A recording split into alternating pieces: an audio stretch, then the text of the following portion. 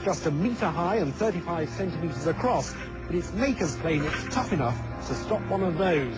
Substitute for the potential explosive payload in the back, we're using a slightly more inert substance, bags of sand.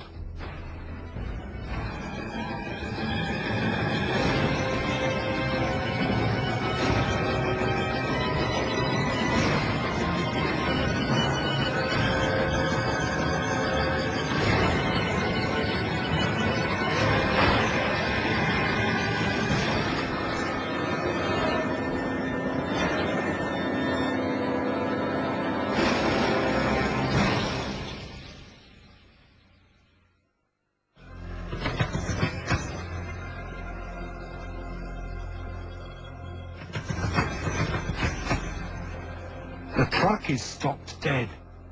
Though the cab and a shower of debris carries on forward, there's no way it would be going anywhere after this.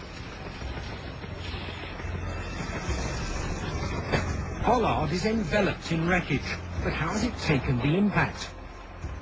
Amazingly, it looks totally intact.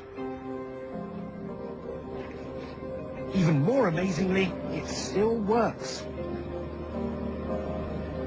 The test is a complete success.